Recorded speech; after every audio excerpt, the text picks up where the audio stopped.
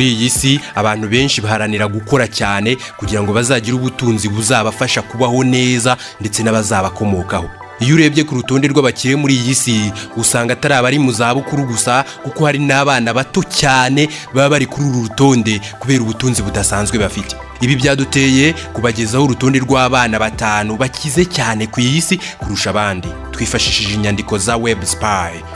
Duhereye ku mwanya wa 5 turahasanga abana b'impanga, umuhungu n'umukobwa, Knox Jolie Pitt na Vivienne Jolie Pitt. Bavuka ku bakinnyi b'amafilime muri Amerika aribo Angelina Jolie na Brad Pitt.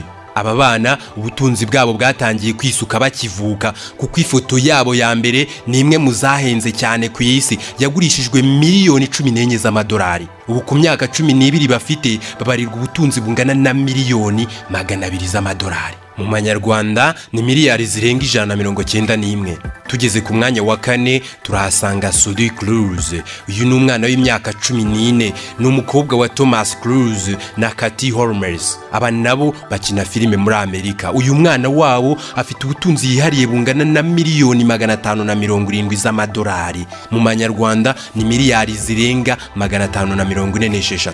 Ku mwanya wa 3 turasanga umwana w'urugo rw'abahanzi muri Amerika, Jay-Z na Beyonce. Uyu mwana yitwa Blue Ivy Carter. Uyu mwana muto w'umukobwa w'imyaka 8 gusa abarirwa ubutunzi akomora ku babyeyi be bugera kuri miliyari y'amadolari. Mu manyarwanda ayararenga miliyari 957.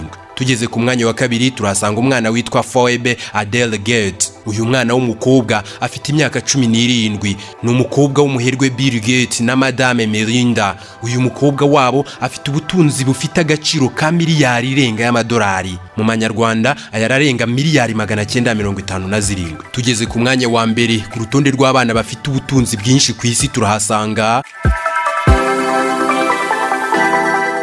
igikomangoma Prince George Alexander Louis. Uyu mwana w'umuhungu uba afite imyaka 7 gusa, akomoka mu muryango w'ibwami mu Bwongereza ku gikomangoma Prince William na Catherine Middleton. Uyu mwana ubutunzi yahawe n'ababyeyi yihariye ubu buri hagati ya miliyari 1 na miliyari 2.7 z'amadolari. Mu manyarwanda ni hagati ya triliyari 1 na triliyari 2. Muri rusange imibare igaragaza ko abana bato bakira ubutunzi bwinshi baba bukomora ku murage w'umuryango. Ubu ku isi umukire wa mbere ni umunyamerika Jeff Bezos, afite miliyari zikaba 145 z'amadolari.